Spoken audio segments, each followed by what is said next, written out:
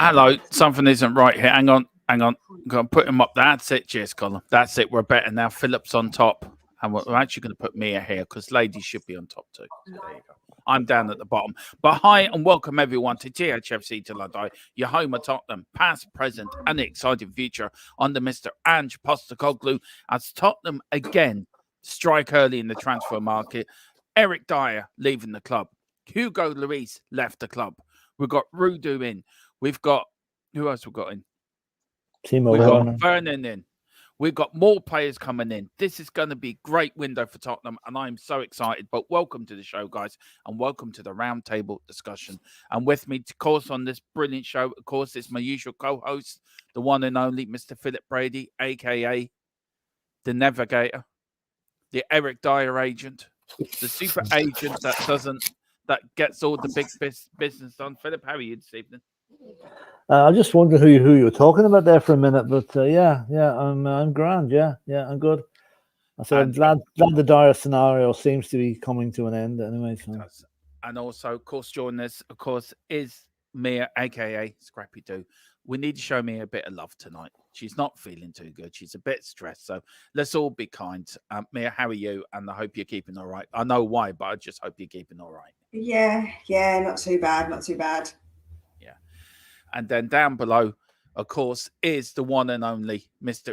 Full-Time Sports Network column, the man himself, Bobby's right-hand man, who does everything for Bobby from putting streams together to helping Ten Hag get Man United into the right way. And how are you tonight, Colin? Yeah, I'm not bad, thank you. Thanks for having me on. It's going to be a good discussion, I'm sure. Yeah, it is going to be a good discussion. Looking forward to it. Right, just a bit of housekeeping before we hand it over to Philip. Now we do have a yellow and red car and VAR service in for tonight. So if anyone gets out of order, they will be given a yellow card.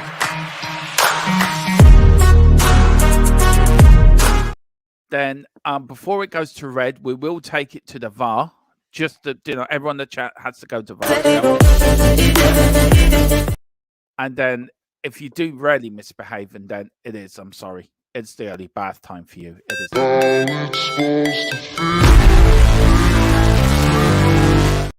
I just want to say that's more for Philip at me than anyone else on the channel tonight. So, I was about to say, can I just get a red card so I can get out of here? Is that all right? No. We'll have to take it to a VAR decision. Hang on, we're going to VAR. What to do? But Philip, you are hosting the show tonight, sir. So it's over to you. Thanks, Dermot. Yeah, thanks very much. Right, a few subjects to deal with tonight. Very, very relevant to what's been going on at the minute. And the first one we're going to bring up is we're now 6 months into the Ange Postecoglou reign. He took over on the 1st of July, and we're now just gone by the 6 months anniversary, if you like.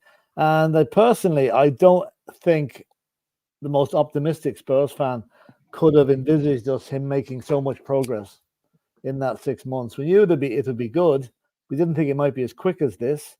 And he's according to, I was watching Sky Sports this evening, and I was quite amazed. They actually admitted that Postecoglou revolutionised the club, and the Spurs had done some great business so far in the window, and that the other clubs were looking up to them, which is, compared to what you normally hear on Sky, is quite nice to hear.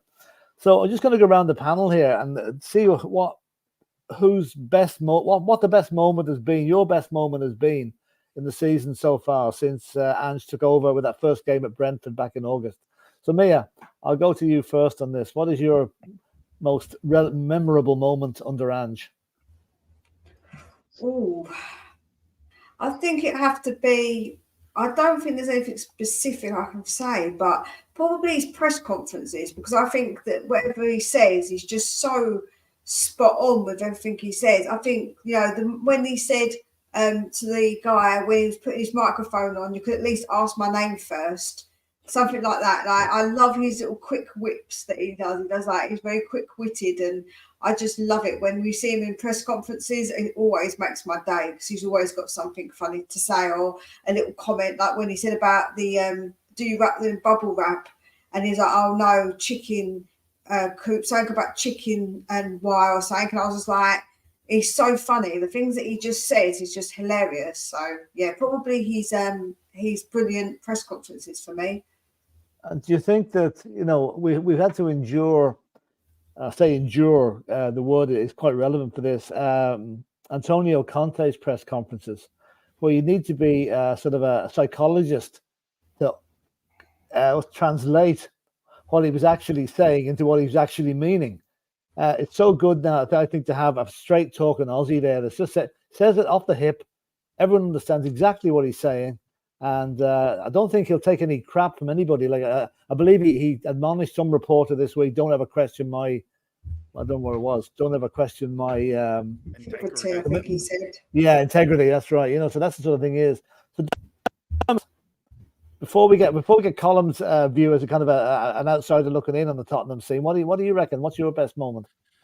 I think it's the way he's reshaped the club. I think the way we're playing, I think like Sheffield United never give up. The Chelsea game, even though we lost, the way we kept on the high front, there's been a lot of positives. Even with the transfer window, even with the summer window, there was a lot of positives. The January window has been fantastic. And the way he's got everyone going in the same direction. He did it up at Celtic, and he's doing exactly the same thing here at Tottenham when he did north of the border. So, yeah, I mean, 6 months in, I'm absolutely more in love with Ange now than I was from the first day he walked through the doors at Tottenham. Very good. And Colin, you've been watching Spurs from an outside looking in prospect, being a Manchester United fan. So, you know, well, I wouldn't expect you to remember any specific matches. Is there anything that Ange has done that sort of said, hang on, that's the right way to do things? Yeah, there's two things for me. The first one is obviously it made all Liverpool fans and Jurgen Klopp cry, which is absolutely amazing for me. You know, yeah. But the thing is, I think the most important thing for me is, you know, I mean, I'm a Man United fan. Last season, I think I watched Spurs when we played you, and that was about it. Whereas now I tend to watch Spurs a lot more because you're playing such an attractive style of football. You know, you're actually bringing the beautiful game, as we know it's called, to the Premier League. And it's such a nice, it's so easy on the eye to watch. It's just amazing to actually watch what he's done at Tottenham. Yeah, true enough.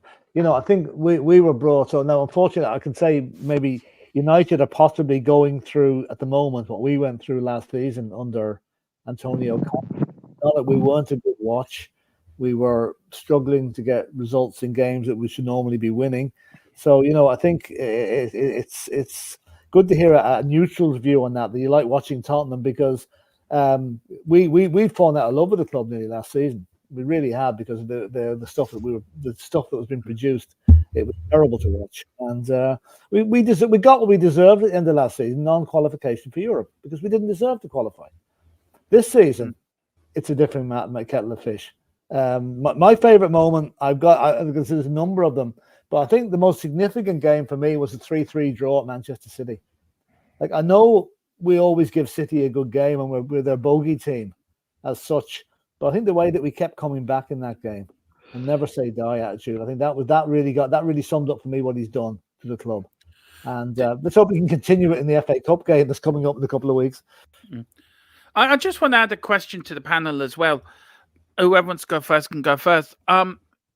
Where do we take much confidence into that FA Cup game with the way Ange played up at Main Road against City in that 3-3 draw? Can we take really confidence into that?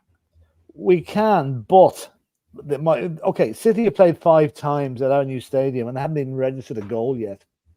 Okay, but my fear is by the time they play us, they will have Haaland and De Bruyne back, and they want to prove a point. We can certainly take confidence, but it's going to be one hell of a game. It's going to be one hell of a game, and if we want to win trophies this season, this is a game we must win. Yeah, Mia, what do you say? Yeah, I think that the odds are on our side at our stadium. However, yes, they will have players back, but now I'm confident we've got players coming in. We're going to have players hopefully back ourselves. It looks like that could be a possibility. So I think it will be a really good match, and I do see them scoring at our ground. I think this time I do see that. But if we're going to win a cup, we're going to have to play the big teams. We have to beat the best to be the best. So I'm not going into it with any fear, but I think that actually Man City's fans, that was the worst draw they could have ever got. A lot of them were like, no, I didn't want it. And that says a lot. Big Man City are worried about coming to the Tottenham Hotspur Stadium. So, yeah. Sorry, Philip. I just want to say big up to Wilton McDonald as well for joining us. Big up, Wilton. It says good evening all. Evening. Colin, I presume you'll be wanting Spurs to win that game. 100%. I'll be a Spurs fan that game. 100%. What do you mean that game? We know you're secretly a Spurs fan. No, I'm not secretly a Spurs fan at all. But no, I mean, yeah, you go into that game full of confidence, 100%. You know, you've got a good record against them at the minute. But I mean, I think I've said it in the chat before. You know, Haaland currently is misfiring, but once he's got De Bruyne back behind him, you know, most of his goals last season came through De Bruyne. I think it's going to be a very, very tough game. It's not going to be probably as easy. You know, I think they'll come out with a full force. Yeah, I expect that. Fully expect that. I don't expect. I think. Look, I've said it, and I'm gonna stick to my guns. I think Man City won't win anything this season. I just don't think they've got the hunger there. And you look at the likes of Tottenham and Liverpool as well have got the hunger. I just think Man City won't be successful this season. I know you all disagree with me, but that's my opinion. I'm sticking to my guns on that. I think the hunger's gone for Man City. And I just feel it's the key. Just they want to retain the Champions League. Everything else, I think, for them would be a bonus if they won it. For them, it's Champions League. Just end off this year. They won't want to lose their title either, but they won't want to lose the title. There's got to be some pride involved there, you know. Nothing would make me happier than see Man City win absolutely nothing. But yeah. I just think, you know, they've done this before. They've had a slow start to the season, and in its second half, they've absolutely blitzed it. And I just think it's coming again. Yeah, I agree. Yeah, I feel that's what I feel as well. But anyway, listen, we will see what happens on that. We've got two. I think the date has been fixed for that match. I don't know if it's Friday, Saturday, or Sunday. I haven't actually seen I just saw the headline, the date fixed for Man City game. Anybody know when we're playing them? I'll double check that now. For I didn't. Yeah. So anyway, I'll just read another couple of points here. What the Point FC is saying. Didn't know Ronald McDonald was in the chat. Right. Okay. Which one of you is Ronald McDonald? Dermot? No. Oh, because Wilton McDonald's in the chat. Philip McDonald. Together. I see. Sorry, I get it. Sorry, wasn't the thing. Yeah. And Wilton is saying, my take on Ange is we now have a manager who was honest and straightforward. He does not spin a yarn like the others do. Yeah. Levy and everyone at the club show him the respect he deserves. Well, he seems to be getting it, Wilton. It would appear to be. Like in my lifetime, I can never remember Spurs doing so much dealings in the first 10 days of a transfer window. And I think it's a sign that the worm may have turned a bit here, and he realizes he's got a manager he needs to keep happy. And he seems to be doing it. So, you know, here we go. And what's the point? Is what's going on? I'm trying to make sense of this one. I'm a single farming man looking for a wife, and no teeth is acceptable. All she needs to be able to do is plough my field for me using my horse name good for nothing. Okay. I don't know what I'm not quite sure where that one's coming from, but anyway. What's the point, mate? What's the point? What's the point? I've got a thing for you. It's called BarnsleyDating.com. Lovely. Right, we're not even asked what sort of dates they are, but anyway, Neil Benjamin is saying Friday the 26th. Oh, so it's a Friday night match, right? Interesting. That's, you know, again, here we go. The FA or BBC or ITV, whoever is showing this match, showing little concern for the Manchester City fans. That game's going to finish at 10:15 at night. No trains back to Manchester, probably. You know, it's tough. It could have been exactly the same if we'd been drawn to play at their ground. We'd have to do the same coming back to London. So just have a bit of concern for the fans, please, once and for all. And not really. fans, they basically bought everything who could have possibly cheated Sodom. You ain't got to worry about them. They can all get an afford Mondeo. It's fine. Yeah, yeah. I actually, I don't usually agree with me and disagree with you, Philip, but I'm actually agreeing with me on this one. Sod them. No, there's but only three of them. I'm talking generally now about. I'm not Three? talking That's, you mean two? One of them's the driver, and then that's it. One other one. Well, I'm just taking into account that one of them might have a child with them or something, you know. Who would take their child to that cruelty? Like, Well, that's I was mean. going to say, Colin, it wouldn't affect Manchester United so much because most of their fans live in London anyway. So they wouldn't be getting. Oh no, it would, because we've got most of our fans have got to get flights back to China. Oh, right. Okay. Anyway, the red card is saying the Premier League Giants will clash at 8 p.m. and the action will be broadcast live on ITV1. Right. Okay. Yeah, no, I'm just saying, I'm not talking about Man City. I'm just talking generally. It can be very difficult for fans with a long away trip to get home again after a night game. It starts at 8 o'clock and it's over till 10. Hello. Big up to Ash. Right, sorry, Ash. Ash, sorry, I have to give you this. I'm sorry. I have to There give we you go. this. You've been dying to do this.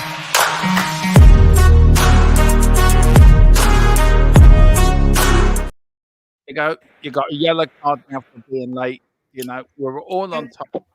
You're late. Terrible. Yellow card. Ash, just before we move on to the next subject, we'll ask you the same question here as everybody else. What's your best moment for Angie's 6 months in charge so far? Good question. I reckon best moment. That's a tough one.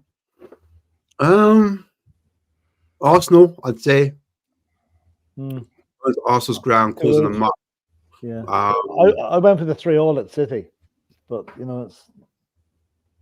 I suppose I think Arsenal because they were rearing it up, say we're going to get smacked about 4-0, 4 this. That's what I was hearing all week. And we went to their ground and we had no respect. And I kind of like that. I haven't had that feeling for a long time where we've gone to our rivals and actually just bantered them at their ground and done exactly the opposite. So I think giving it Arsenal for you. Yeah, no, 100%. Yeah, no, I think that was one of the moments. You know, in general, his comments are just off the cuff. He's just quick with it. He's been a delight. I like him and Gary Neville, when Gary Neville and Jamie Carragher were just blowing him off, like just sucking him off, because literally like, oh yeah, I just copied Pep. That was pretty dope. I like that. I thought it was cool for that. Yeah. That's what I said about his comments. I said his comments, man. His comments are wicked. I think Mia should have the right to respond to this comment. What's yes, the point? I think so. Yeah, there you go. Listen, anybody's gonna make me live on a farm, they end up in the pigsty. Just know, if you know in it. Just Mia, just let him down gently. You're too harsh. Can you not? I think that's a red card offence. Mia. Especially if the farm's in. No, but what's the point? Yeah. Oh dear. Right. Anyway, we'll just do that now. And then this next topic we'll have a quick chat about. Transfer window. How would you rate it so far? And I'll be asking to give everyone a score out of 10 on this one, because I think the score should be fairly high. But Ash, I'll go to you first on this. I'll give it a 7. I think I'll give it a 7, only because we needed to address the centre-back issue from the summer. And we've finally done that. So, yeah. We've replaced, hopefully, because we don't actually know yet, and the kid is raw. It's a lot of expectation riding on him, and he's played in Syria or Syria A for 6 months, hasn't he? And the season before that, he was in Syria. So, do you know what I mean? In terms of experience, I know everyone's gassed like, oh my goodness, we got to set it back because we've been starving. That's the reason why I'm like 7. Do you know what I mean? And I've got high hopes for him. I know he's raw, but I'm hoping that he's going to push Romero to a next level, because Romero, all of a sudden, like, he's just like, you know what? I'm available for United. And I love that. I like the fact that no one's position is safe. That's how it should be, in my opinion. And I think that's the reason why I'm rating it the 7 out of 10. Obviously, you've got an attacker. We've got the attacking situation. I'm seeing it like Son's gone to the Asia Cup, and we've just quickly addressed that. Look, we knew that when we brought Brian Hill on, he's just not it. And we're like, listen, we need to bring someone that's got a bit more experience, a little bit more quality than what Brian Hill gives us. Now, I'm not saying Brian Hill's a terrible player, but there's levels to this. Do you know what I'm saying? And I'm not saying even my man's going to like tear it up, but at least now there's an option. When Son's gone, we're going to have, we'll see what Werner does. We'll see what Werner does in that position. And when Son does come back, hopefully we can rotate a little bit more. So yeah, I'll give it a 7. 7, okay. Colin, as an outsider looking in there, what would you say? What do you reckon? A 2 because I'm jealous. No, it's been solid. I think I'd have to give it a 7. I think the only position you now need really is a midfielder, another midfielder bringing in. You know, as much as Dermo loves Højbjerg, I think, you know, it's starting to show that is lacking the quality that's needed now at this level. I think you need to bring somebody in to replace him. And if you get that in, then, you know, 100%, I think you're a solid 9. Mia, what do you think? What's your score on the door? I would say 7.5. If we get a few more out, I think that will be a really, really good window, and get a midfielder in. Højbjerg out. Right. Okay, that's short and sweet. Dermot, are you going higher or lower? I don't know what these other two Tottenham fans have taken in their dinner tonight. It's so bloody low. Where's your optimism? Where's your, you know, we've bought early. When have Tottenham ever bought early in the transfer window? There's still more to do. There's still room for like stuff Eric like Dyer room to out. get stuff done. Hugo Lloris out. We've got Vernon in. We've got a centre back in. We're building for the future. I give it 8 out of 10. 8.5. I think the 2 words we have to look for in that query is so far. We're not rating it as a done deal yet. We're rating it so far. You know? Look, on the Højbjerg point, I agree that Højbjerg needs to go. I agree Højbjerg has now not been good enough. When I saw him in the Brighton game, ducking 2 challenges and pulling out of challenge, I said to you at the watch along, didn't I, Philip? That's me. That I won't accept that. And for me as well, I think, look, I would love Gallagher to come. But I think that might end up, I'm hearing, as a loan deal to begin with, because we cannot afford, because we spent most of January money. But that may be a loan deal, or Calvin Phillips or somebody like that. But I do feel Højbjerg, if he doesn't go in January, will be leaving in the summer. But for me... See, but then, if that's for me, would make the whole, like, so far, the window 7.5, if we keep him, I think that would make me feel like, no, we're not moving people on that we need to. Like, Hill needs to go, Perisic needs to go, Højbjerg needs to go. That, for me, Perisic is retiring is going to Croatia at the end of the season. Yeah, so he might as well go now. So get rid of his wages, let him go. Yeah, but that's what I'm saying. That's why that would be a good window if them things happen, in my humble opinion. But then you're on the work then of cancelling contracts. It doesn't. I was hearing Sean and Dave today, and I agree with it. Cancelling contracts isn't the way forward. Sean the Donut says that. We don't listen to him. I agree with them. I don't think cancelling contracts is the way forward. No, I do get that, but with Perisic, it's a very he hasn't got long left. And if we want him to go and get his wages off of the wages are important, because those wages take up a lot. Because he's on high wages, you know. He's not on small money. Look, I just think, you can't do everything in. We've only had 2 windows. We've had a very good summer window. We've had an excellent January window. And I think we'll back it up again. Excellent. I would say reasonably good. I'll say I'd say good. Well, so far. Philip, where do you go? My take on it is this, right? Yeah. Perisic, I would cancel his contract. Simply because he's not playing for the club again, right? Let him go, recuperate wherever he wants in Croatia, and then start his new club next season. He's a drain on our finances at the minute for nothing, because he's never going to play again. It's different if some players like you might want to cancel the contract. Okay, 2 of them have gone now, being Hugo Lloris and Eric Dyer. But they actually have a chance of play. Well, Dyer had a chance of playing, but Perisic is dead money. So love the guy to bits, but let him go back to Croatia and recuperate there. As regards my score on the thing, like if you look at it, we've got rid of. It sounds very cruel. Hugo Lloris has left the club. Derek Dyer has left the club, albeit on loan, but that's the end of him anyway. Jed Spence has left the club. Right, we brought in Timo Werner, and we brought in Dracula.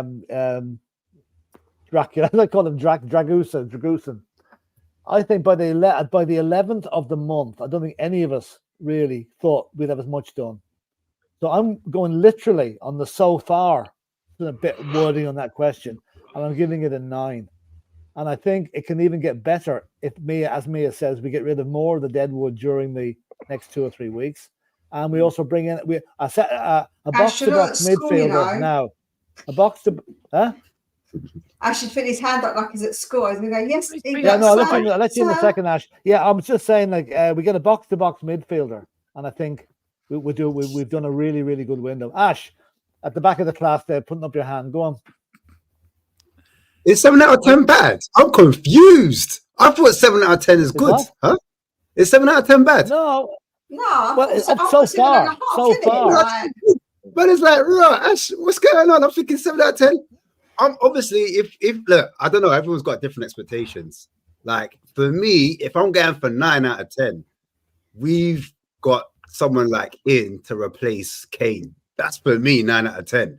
Or the midfielder we're bringing in is like when was the last time everyone's got super excited like that Van der Vaart kind of signing? When's the last time we had that kind of Christmas type of feeling? I'm just saying 7 out of 10 for me is good. It's not like 6 out of 10, 5 out of 10. You know, I'm trying to say. I don't know. I could be wrong. I tell you what, Ash. I tell you what. I have heard. I'm waiting to get it confirmed from the person that me and Philip use. Tottenham have booked a medical for Friday, the end of the week. So I'm waiting to get that confirmed. I don't know if that's just a story being put out there, but I'm waiting to get it confirmed. Also, we are after a midfielder now. Hopefully, in the next few days, I may get a bit of news on that. But look, I think I'm right to say, and I don't know if I am, but I'm going to put this as a rumor. Right, there is a rumor going around that Tottenham and Chelsea are talking about Gallagher, but as a loan to buy in the summer. So I can get it fully confirmed, and yet 100%, I'm going to class that as a rumor. So that's what I'm hearing. But we are going for a midfielder. So Ange will get what he's won, and Ange's been backed. And I'm going to say fair play to Levy for doing it. Yeah, exactly. And Levy gets enough criticism when he doesn't do things. Yeah. I think it's only fair to give him a bit of credit when he does stand behind the manager, which he's doing now, it appears. Now, he should have done it for the previous 3 managers, but, you know, better late than never, I suppose. Dermot, could you bring up some of the comments there that have just come in, just so we have a look at them before we go on? I've got one there in front of you there, Philip. Yeah, Neil Benjamin Sky saying, it's fancy looking great now. And we still have Joe Roden, who's getting rave reviews for Leeds. Yeah, Rodon's doing quite well up at Leeds. Fair dues. You nearly forget he's still in our books, you know? What about the youngster that we're linked with? The couple of youngsters. There's the Hayden Hackney from Middlesbrough, and there's the other guy from Blackburn. Adam, was it Adam Wharton? Yeah. And don't forget, we have this young Croatian lad coming in next summer as well when he turns 18.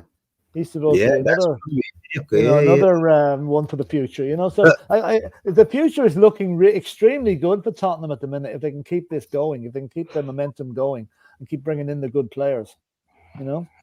Anyway, Carl Simpson is saying, I rate 8 out of 10, and if we get the midfield sorted with hopefully 2 players, it will be higher. Question to Colin, what do you rate United? I rate United. You may have already said this already, Colin, had you? No, I rate United's January transfer window 10 out of 10 because we've got rid of Jadon Sancho. All right, okay. Very good. Something we broke here 2 weeks ago, by the way. Just put it out there. Exactly. Yeah. We were the first channel to break that news. So just let you know. We're ahead of Sky even. It's a yellow card that for smugness. I'm allowed to be smug. I'm allowed to be smug today. Yeah. We'll allow him today. It's back to normal tomorrow. Tomorrow. Wilton McDonald saying Timo. Is that Timo Tainio he's talking about there? Yeah, Timo. Yeah, right, okay. That's a blast from the past. And Carl Simpson, I want Højbjerg and Skip both gone. I think Mia, you probably agree with that, wouldn't you? Yeah, absolutely. But I don't think we'll get rid of Skip because of the homegrown quota. But Højbjerg wants to go, so just let him go. Yeah. Ash, what would you? Would you want Skip and Højbjerg on? Yeah, for me, they don't. Either or. Yeah, for me, they're not. They don't really suit the system. Not progressive enough. I feel like the level drops when they're in the actual side. If I'm being honest, and that's the only thing that worries me against Manchester United. Actually, those two players in the side, either one of them could start. So, yeah, for me, it's a bit of a worry. Yeah, Dermot, we know where you stand on those two. I think you'd rather be rid of two of them, wouldn't you? Look, as I said before, Skip needs to go. Skip is championship level for me. Send him back to Norwich. He was great there. That's his level. And for Højbjerg, for me, you've really disappointed me for ducking out of challenges. I defended you with all my might against Mia. Why did I bother? Why did I bother? And you still lost anyway when we did our thing against each other. So that I was obviously correct. My time to go, innit? Yeah. And anyway, Jazz Fusion is saying, "Where's my midfielder, Dermot? Finished the job." Yeah, it's coming. It's coming. It's coming. Look, I'm waiting for an update. As soon as I get it, you will get it first here. This is the channel you can trust for transfer news, and we'll give it to you as soon as we get it. Now, let me see who else is in the chat here. Jazz Fusion again. More out the door. Yeah, I think that will happen. And Shamu is saying Perisic. Yeah, Perisic should be gone. Shamu saying high wages. People forget there was also no transfer fee for him. Well, that's true. But I suppose when you're looking at a player sitting literally not contributing at all and getting paid big bucks, it's hard. What's the point? And we have Vlad the Impaler in our black line. Get ready for some red cards. I'll tell you, yeah, he might. You know something, Mia, and this is one for you with Christian Romero now alongside him. Will Christian Romero be a calming influence on this guy, or will it be the other way around? You know, Yeah, go on. Go on there. Or will it be the other way around? Will Romero take this guy under his wing and teach him all he knows? I think with Discusion, I don't think he's actually as bad as Romero, is he? For his discipline. No, it doesn't seem to be. I don't think. So I think he times it quite. He changes quite well, and it's unlikely they'll play together. I feel like there's more likely he'll be taking Romero's place, and it'll be Van de Ven.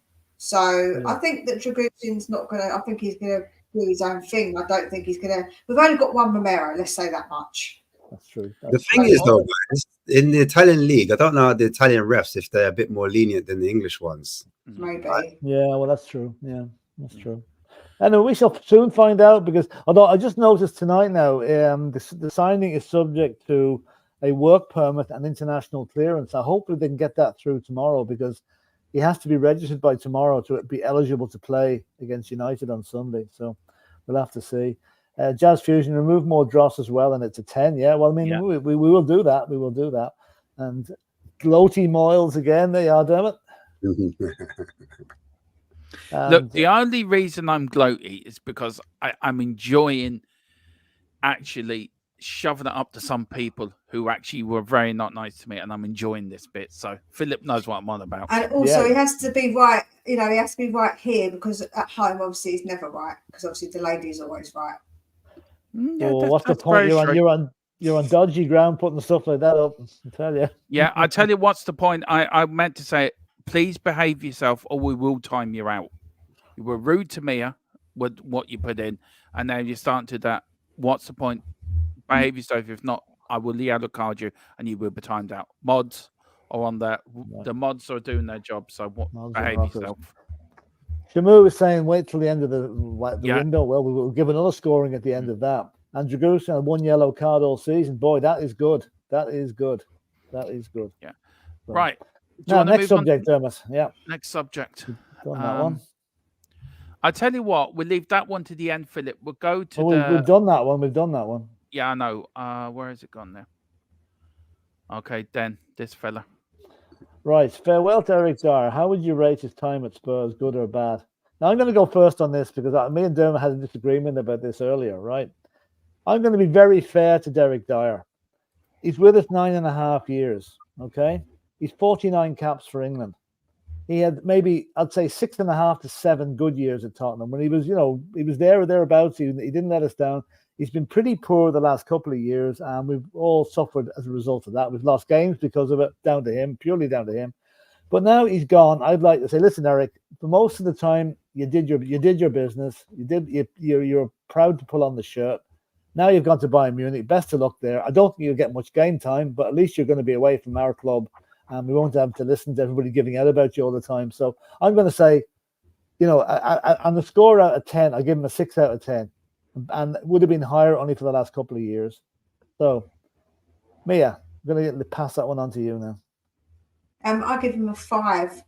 I think that he has some good moments. He has some good goals. But then the last few years, he has let us down massively. So I would say farewell, and I don't wish anything bad upon anybody. So I won't wish no bad upon him. And I don't like the continual scapegoat and the real nastiness that comes out in people sometimes towards our players. He wasn't good enough. He hasn't been good enough. So farewell. You get a 5 from me, Eric. Colin, just as a purely impartial outsider there, what would you say? Yeah, I mean, I'll look at this as like a coach kind of side of things. I think an average 6. He's been an average player for you, and I think it's a really good deal for him. If I'm going to be honest with you, the Bundesliga isn't as fast paced as the Premier League. I think he will do quite well in the Bundesliga, and I think it suits him a lot more than what the Premier League does. So I think it's a good deal for both parties involved. Yeah. I'm going to leave Dermot last on this. So, Ash, what do you reckon? Yeah, I'll give him a 1 out of 10. Yeah, I think he's been awful. I'm joking now. No, I think I'll give him you know what? If I'm being fair to him, I'm going to give him a 4 out of 10. But if I be fair, when he first came, I remember he was meant to be a cultured guy from Sporting Lisbon. He was a right back. I was there for his first game when he scored against West Ham. Yeah. And I was at the stadium, Upton Park I was at. And I see him go around the goalkeeper, score. Then the second game, he scored again, like he was on a little run. And I thought, this guy's tidy. Then we moved him to midfield. And actually, I had no problem with him there. But he's told the boss, I want to play centre-back. And since he's gone into centre-back, in my opinion, that's where it's all gone wrong. That's where it's all fallen down. Because he was around when we had both like the Belgian wall. They were solid. And I just don't remember him as a centre-back those times. Do you know what I'm saying? But when those guys fell off, or when they got sold or whatever, when they left the club, then it's like, as a centre-back, it's just bad performance or average performance. I can't remember him having a stellar performance, apart from maybe in recent memory when he was at when we played Man City, and that's when Mason told him to be aggressive and follow your man. This man mark him, and I was like, okay, there is still a player in there.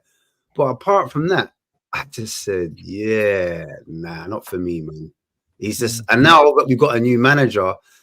On top of that, he just definitely doesn't suit the system at all. I think Mourinho, was it Mourinho? No, it was Conte that got a tune out of him in the back three. But it was him and Ben Davies he got a tune out of. And that was like that kind of manager bounce, kind of like the first few months where we kind of got into that top 4 and everyone was playing well.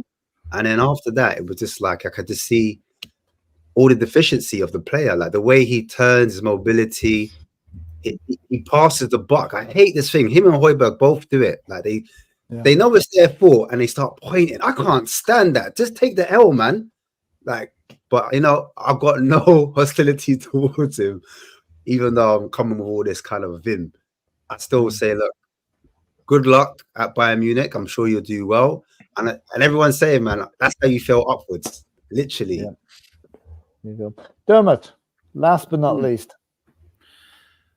1 out of 10. Heap of shite. Glad he's gone. Glad to see the back of you. Let us down too many times. Don't hold back now. Oh, no, I'm not going. I'm holding back a little bit. Liverpool gave a go of the way, headed the ball on. I would love to have seen Harry Kane's preparation for Tuchel and the Bayern Munich board when they're saying, let's go and buy Eric Dyer. Did they literally put Eric Dyer's head on Maradona's body or Messi's body or something and say, look, lads, look what we could buy here. Look, he's out of contract. Look, wish him no disrespect. Wish him good luck at Bayern Munich. but by Jesus, you've let me down so many times. And this point, I agree with Ash. This point in here and there, he should have got a job as a traffic cone management man and Tottenham car park for parking cars. That's what he was good for. He should have played for Arteta. Coman would be really good. He had half a good season on the Conte.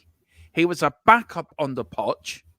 He was a not very good defensive midfielder to a worse even centre back. I think that you're being really harsh. I think when he first come in, I think it's recency bias, and a lot of people did that with Lloris as well. I think you forget. No, actually, with Lloris, with Lloris, die the same sort of be fair. I think if you're going to be fair, you've got to surely treat them in the same way. Look, right.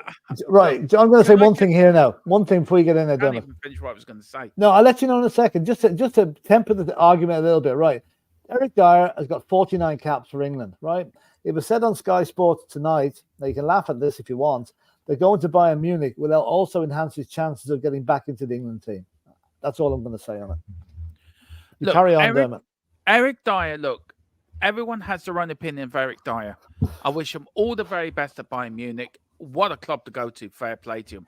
And to get there, I wish him all the success. And Colin is right. The Bundesliga will suit him because it's a slower league. I think the Premier League's too quick for him. But look, the same with Lloris. When Lloris left, I always said Lloris had nine good years, but the last two haven't been very good.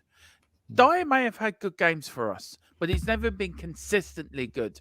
Like Lloris was consistently good for season after season. I think you're being a bit disingenuous when he first come in. And Carl's right. When you watch Dyer's goodbye video, at least he looked like he cared. Harry Kane even looked like he gave a damn. So he did care about being at Tottenham. And yeah, he weren't the greatest in the last few years. That's my opinion, but at least we know he actually wanted to play for our club and our team. And I think people have been really disingenuous with it, basically. I'm not a big fan of Dyer's, but he's gone now. But don't be disingenuous with what he gave us at the beginning of his. Look, I will have my opinion, me. I won't be told what to say and what not to say. I'm not telling you what to say. I'm just saying you're being disingenuous. That's not me telling you what to say. If I am, I'm saying that's what you're being. Because if you're going to be genuine, then you should think about actually the times he's saying he wasn't ever good for us, which I don't think is true. Well, I've never liked Eric Dyer as a player anyway. Even when he first came out, I don't think he's good. Look, it's my opinion. I didn't stop when you spoke. I didn't interrupt you when you were speaking.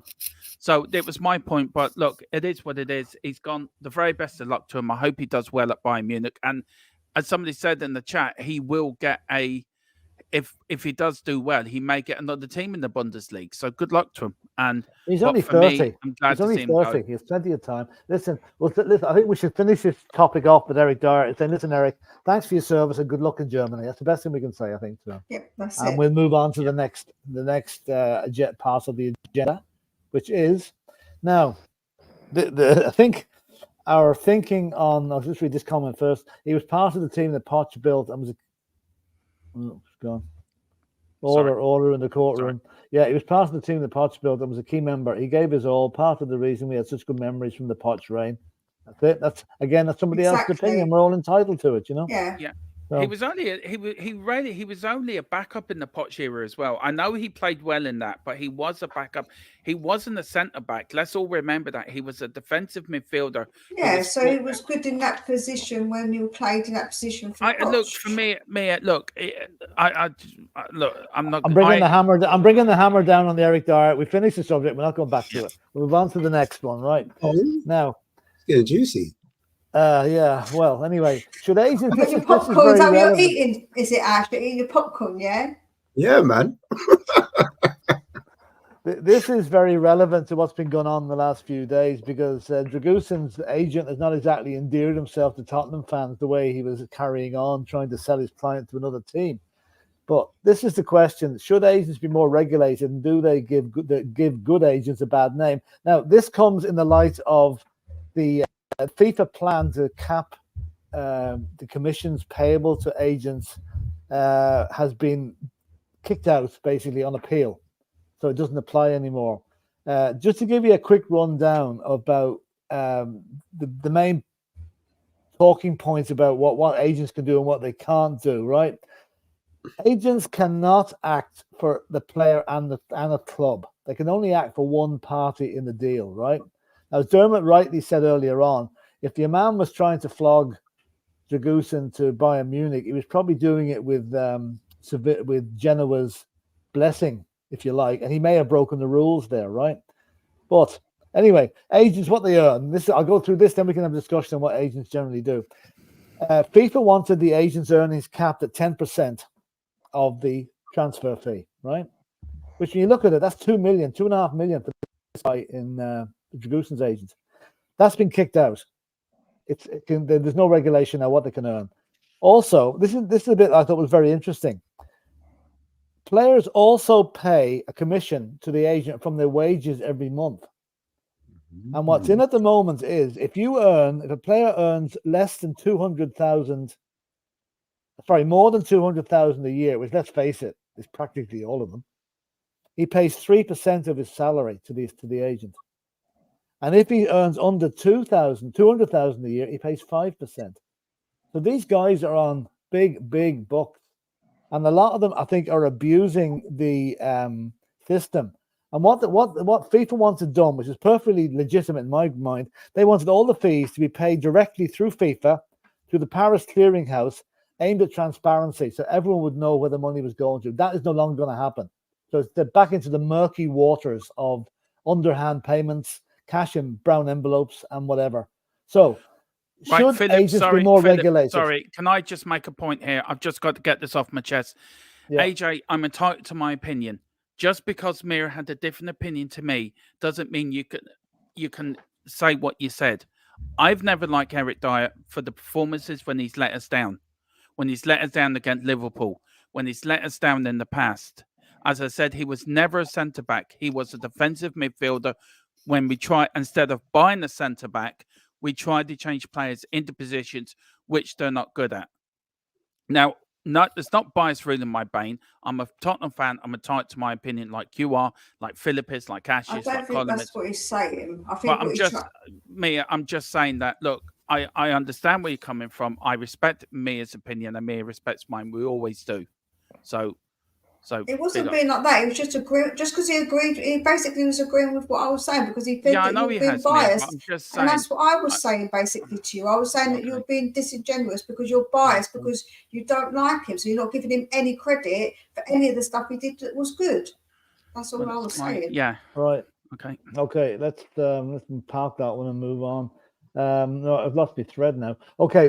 Basically, should agents be more regulated, given the fact now that the regulations that FIFA tried to bring in have been kicked down the road by an appeal court?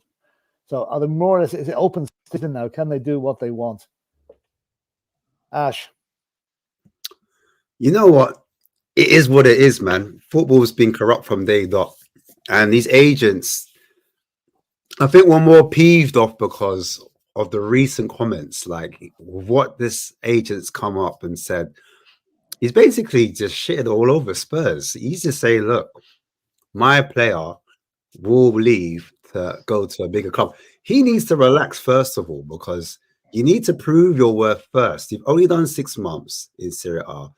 Come to the Premiership, do your thing, and then start talking. I do understand, as an agent, you're there to kind of, that's your product. That's your endorsement, your investment. So you're going to try and sell that player as much as you can and get that player on higher wages if possible. So he's on 50 grand, right? 3 million a year. So yeah. I get what he's trying to do. He's trying to, like, if it all goes well and the appearances and he's going to be wanting to push up his client's pay packet, and hopefully within the next, I don't know, season or two. You saw how quickly it happened with Sarr and Udogie. After their performances were exceptional, they had to get signed on new contracts, and those wages went straight up. So I do understand that side of it. The agent's literally doing his job, trying to talk it up. But yeah, coming back to your question, the clarity, I think, is horrible. There's no clarity, and it just kind of shows how disingenuous this whole game is, because like 5% out of their wages. Now, what is the agent really doing? Like, I don't know, I mean, I get it. Like, come like the summertime, if the player's not happy, then that's when the agent needs to step in. But throughout the game, what are they doing? Why are they getting paid like for doing basically nothing? They're not really doing much. You know, I mean, I guess if their client's not happy, then they'll be looking for other clubs, talking to other agents, you know, doing that type of things. But I just think, yeah, 5% is a lot. Sorry, go on, Ash. Sorry. No. I'm just going to re-emphasize that actual point that, you know, like we can't see what's going on, and it's going into their pocket. It's not clear. But I don't know too much on the subject, so I'll stop on that point. Yeah, Colin, I know you have to leave at 10, so I'm just going to get you in on this one here. Do you think that we're going to show some slides in a minute about agents' earnings and whatever? But do you think agents are possibly more interested in their own bank balance than they are for the future careers of their clients? You know, would they, if they have two clubs to choose from, will they pick the one that's got paying the highest money, even though that might not be the best move for his client? It's difficult to say because some agents genuinely care about their players. You know, the players that they're representing. They're not all, pardon, you know, the swearing, but they're not all assholes. You know, they actually do care, and you've got to look ahead of the agents. I believe it's the FFAU, the Football Federation Agents Union, that have brokered the deal with all the different leagues. You know, they can't operate without, you know, having some sort of deals and regulations in place anyway. They have to get authority to do their job. So they've made contract talks with the Premier League and the Bundesliga, you know, all these different leagues, and they've agreed to these terms. Right. So it's their fault anyway that they're getting as much as what they are. So now trying to negate what they've agreed to in principle anyway is going to be a very sticky thing to actually try and get undone. Yeah. Mia, you know, back in the day, back in the Jimmy Greaves era, say back in the 70s, right? Football agents didn't really exist, you know. And do you think that they've been brought in because players are now have too much, I don't know, there's too much public figures that they can't be seen to be, they haven't got time or maybe the ingenuity to negotiate their own deals? It's just easy way out is to hire a guy, better pay him 5% of my salary than to do the work myself, because they seem to have sprung up from nowhere come the advent of the Premiership. And do you think that the likes of, say, a young player coming up, a 17-year-old, should be having to pay an agent 5% of his wages to get him maybe $2,000 a week at Tottenham, or because that's what the young players get? You know, I know it's a difficult question, but you know, basically, could players not do this themselves? I guess that it is a lot to manage, especially now because they do come with a lot of responsibilities from a very young age. Don't forget they've got a lot of things going on from a very, like, they're scouted real young, or they are in the academy real young. But Joe, it reminds me of, it's a bit like the Hollywood thing, like Hollywood's agents and that, they're dodgy as, like, anything with big money involved and agents involved is always dodgy. There's always them wheeling, dealing, trying to get the most money out of it that they can from their clients. Do you know what I'm saying? Like, we all know what happens with that kind of thing. It's definitely not great, but I think now that it's come in, I don't think that's ever going to stop. And agents, unless they do get regulated, they're just going to do whatever the heck they want. They're not going to, like, players are going to feel they have to have an agent, because it's not just about agent, is it? It's about with their money. They do deal with other things, like anything to do with deals to do with sponsors and stuff. So obviously the agent deals with all of that, so the player can concentrate on playing. So I think it's a lot different nowadays. And Dermot, just before you bring up that slide you prepared, you know, what's your take on the agents? Do you think the likes of Dragusin's agent would give the good guys? Now, the good agent to me is one you never hear anything about, because he's doing his job quietly in the background. Nobody's complaining. But you get a guy like this gets up to everybody's nose. What do you reckon? Should FIFA try and get these regulations back in again, or are they dead duck? Look, I think agents are worse for the game than anything. I think you look at what happened with Rudu's agent, him going to Bayern Munich and basically offering, you know, agreeing personal terms on behalf of the player. He's the Radu's not even played the game for us, and he's already bigging them up to go to Real Madrid and Barcelona. Yeah, that's right. That's right. You don't need agents like that in the game. They're ruining the game because they take more money out of the players. The club's got to pay them a load amount of money as well. And we saw that. I think there was sort of a rumor going around that he only got 2.5 million for his player going from Genoa to Tottenham. But if his player went to Bayern Munich, he would have got 3.5 million. Yeah, so that's why he was pushing for his player to go to Bayern Munich, because he would have got 1 million more of the transfer. Look, FIFA have to do something. I think it's too late. I think FIFA and UEFA, the Premier League, all the football authorities have left this far too late. I think the horse is bolted now, so there's nothing we can do. No. And I hope they get it right for the women's game. Yeah. I hope now that the women's game, they learn the lessons from the men game and they get it right for that, because it could be very different from how they act within the women's game and how they're acting within the men's game. The women's game could actually, the men's game can learn a hell of a lot from the women's game if they get it right with these agents. I'd say the women might drive a hard bargain. The women might drive a harder bargain. You bring up that slide then, because it's very, very interesting when you compared about the earnings these guys have. Yeah. So this was the this was basically. Do you want to read this out, Philip? Yeah. The regulations adopted by the FIFA Council in December 22, following an extensive consultation process with all key international football stakeholders. The new rules would guarantee. This has now been kicked out, by the way.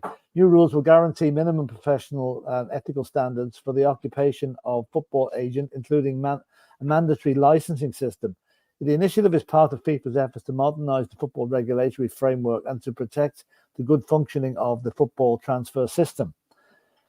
It was appealed by the agents themselves, and the agents have actually won their case. So agents were paid about $500 million in 2022. Jeez, when you look at that, $500 million. Oh, no, it's euros, sorry. Compared to a 24% increase compared to the previous year. Agents' fees for international transfers in 2023 are nearing 1,800 million sterling, according to football's world governing body, FIFA. Now, could that money not be spent somewhere else in the game to improve facilities, to improve, agents should take a decent living wage, or slightly more. But my God, 800 million sterling is just mind-boggling. Now, I'm not going to go on to the rest of it there, but Saudi Arabia is a case in point. I think, Dermot, you did that bit about Saudi Arabia there. Yeah.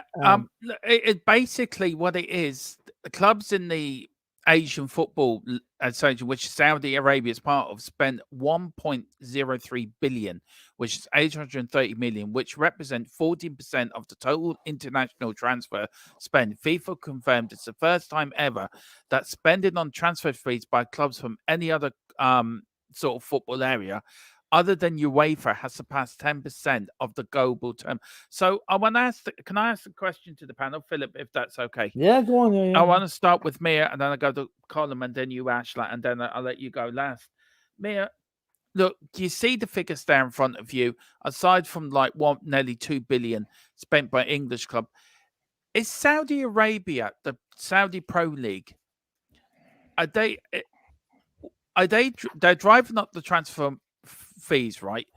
Will this bubble go burst, or does it have to go burst for football to get back to some sensible transfer fees again? Because some of these players are not worth the money that clubs are paying for them at the moment, are they? No, I think it will. I think it will naturally happen. I don't think it has to go completely boom, but I do think it will happen because more players are going to the Saudi League and wanting to leave. So then that means less players will want to go to the Saudi League because they'll think, hold on, everyone's going and leaving.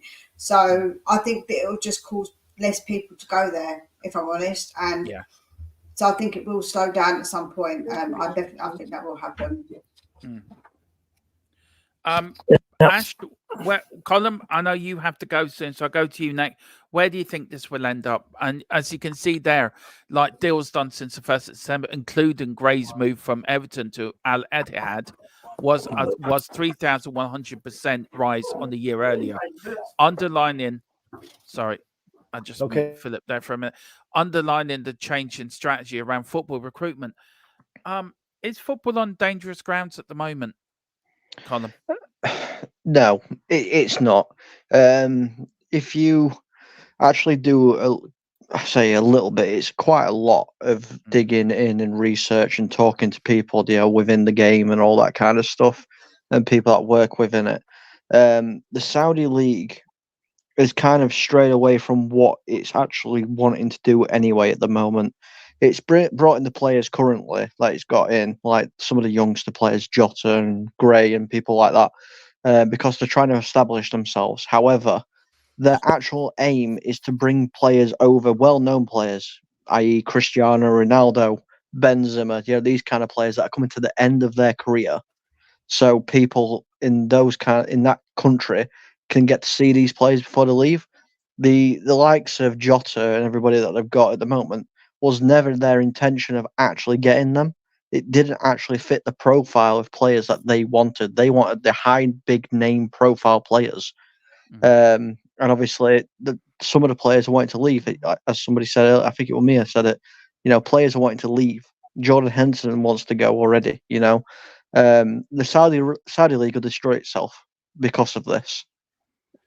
Football hasn't got to worry about it because Saudi will destroy itself, and then you'll just see money come back into the Premier League, and it'll probably return back to normal. Very good. Yeah.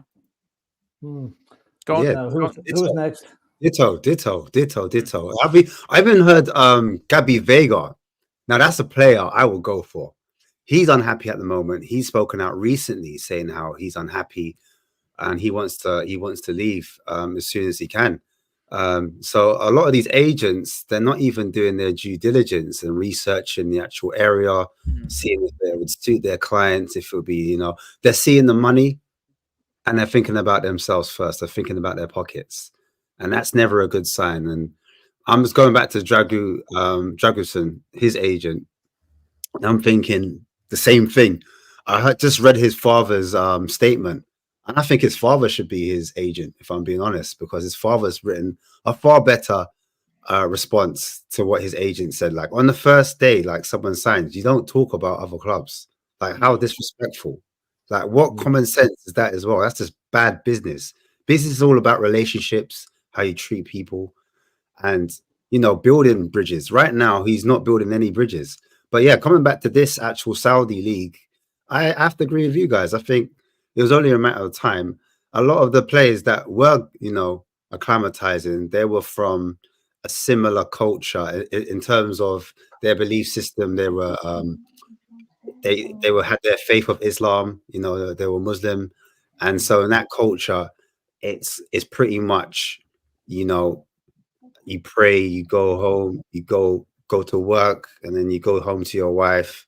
It's more simple, but for like your everyday Westerner, it's slightly different. And so these deals that they're trying to, push over, it's definitely it's just money. It's just a money thing. You can just see it. That's the only reason. Look, Jordan Henderson was meant to be representing the LGBTQ community. Forgot the letters, sorry. And basically he was like middle finger up, I'm gonna get paid.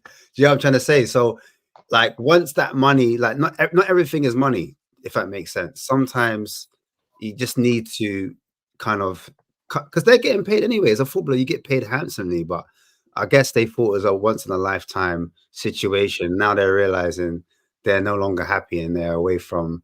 Some of them, they've moved their families over, but their families, I reckon it's some of the families, their wives aren't happy, girlfriends aren't happy, and that's the reason why they're having to come back. Yeah, it's a big culture shock because it's a completely different culture over there. Like, I don't think that they get really told about it. Actually, I think that they're not really like informed enough. And the wives go there thinking, luxury life, but it ain't like that over there. Do you know what I'm saying? There's quite strict rules. Colin Henderson should have known the danger signs when they arrived over there. They made this very expensive video to herald his arrival, and he was wearing an LGBTQ rainbow sticker on his shirt. And when the video was released, that was edited out.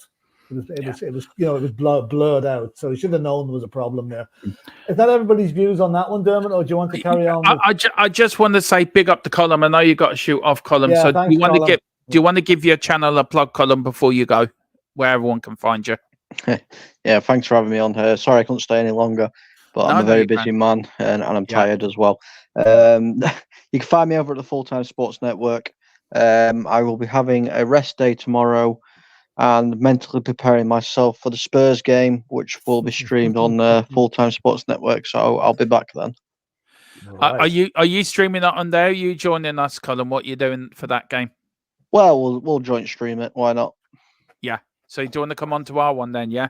Yeah, why not? I'll get berated by you two for 90 minutes. Oh, might no, be I know what berating like us. that. You're not like that. You could be the other way around, Colin. I hope it is.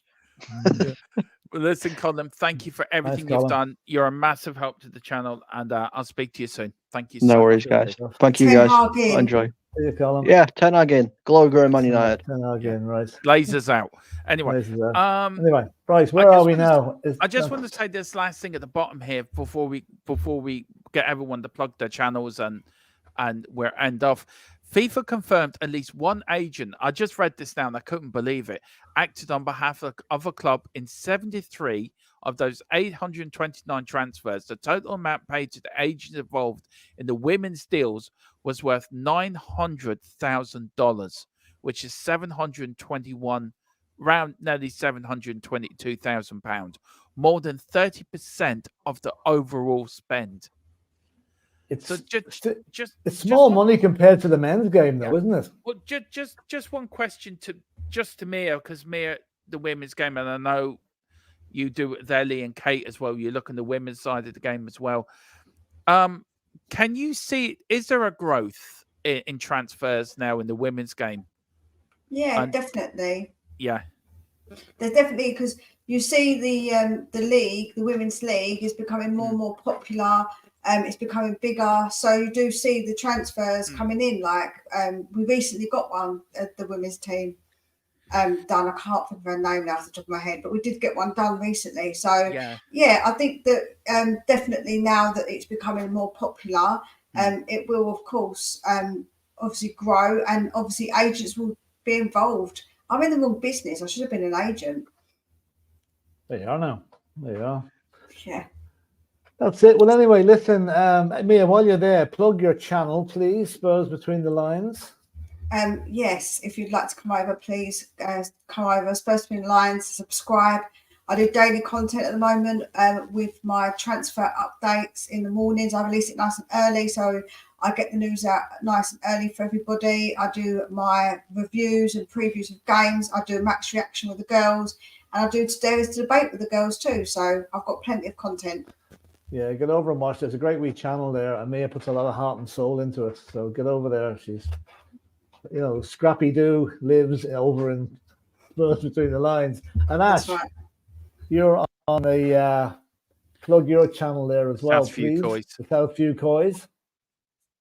Yeah, South Few Coys. Yeah, tell us what we're on again.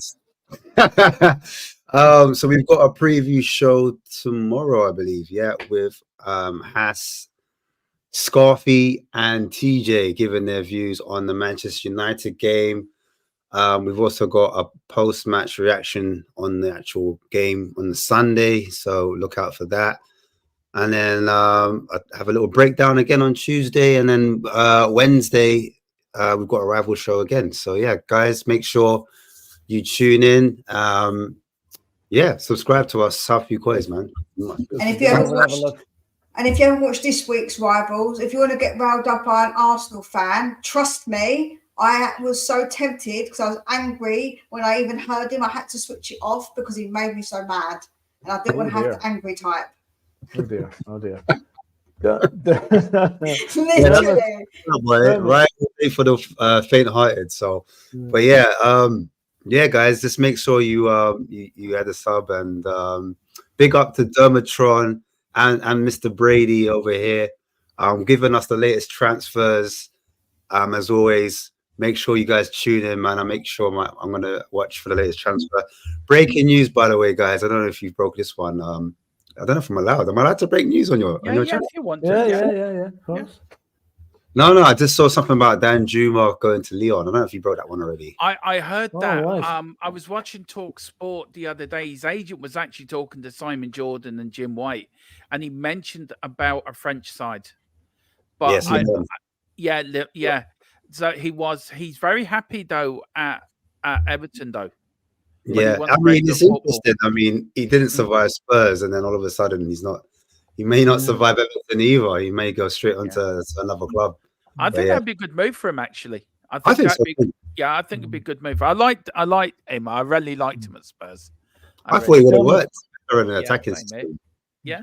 Dermot, what do we ask? What are we doing in the next couple of days?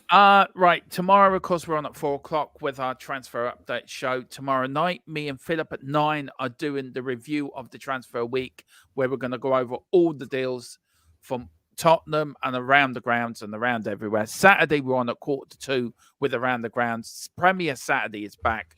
Premier League, everywhere. We're going to follow teams from up and down the league as we give you the latest. The Cockerel I even said it myself without Carl helping me. So first time I've done that myself without anyone tempting me. I called it by what it shouldn't be called. The Cockerel Clock podcast is back, where me and Philip, we're going to have latest course transfer news, a look ahead to the Man United game, and also me and Philip separately are picking our all-time Spurs Premier League 11 from 92-93 up to the end of last season. So me and Philip are going to pick 33 players each from the whole Premier League era. That includes managers, formations, and we're going to live on the podcast. We're going to give, I don't know how we're going to, we are still working it out, but we're going to whittle it down to 50. Is it 15 players, Philip? We're going to do 11 players and 5 subs. 5 subs, formations, and managers as well. So join us for that. And of course, we've got the watch along on Sunday as well. And for you members, we've got the pre-game thoughts, we've got our predicted lineup, and also DERMOTRON's History Corner is back as well, as I go back through the years of Tottenham versus Manchester United all down the years. And I found some cracking stats. Like, I found one today very quickly, guys, that Dennis Law in the first division, for the whole first division up to 92-93, is the leading goal scorer against Tottenham, against Man United for the whole history. There's only one Tottenham player in there, and it was Jimmy Greaves. All the rest of them are Man United players. So that says it all. Gem of information there from Dermot. Well, listen, folks, we're going to wrap it up there. Thanks to everybody who's been in watching us tonight, and also into the chat. The chat's been manic. And also thanks again to our special guests, Ash from Southside Boys and Mia from Spurs Between the Lines.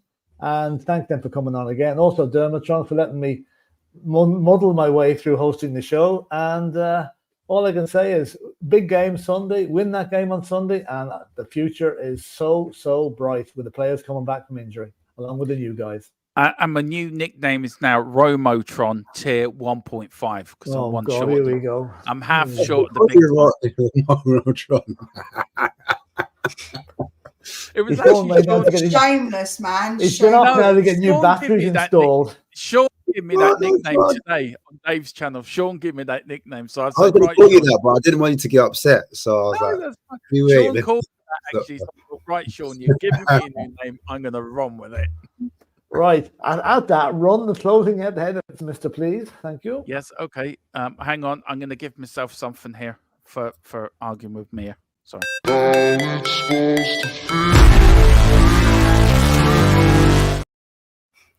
So, yeah, that's you banned for 3 programs, Thomas. What about Mia? She not getting on.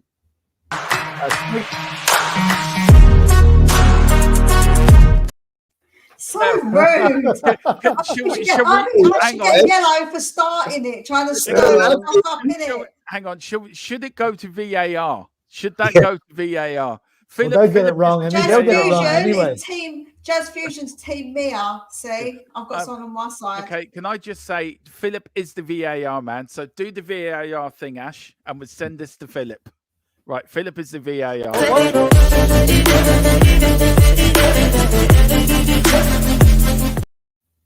No. Sorry, that line wasn't straight enough. Could you draw it again there, please? On that bombshell. Good On night. that bombshell, guilty. Sorry, yeah, offside.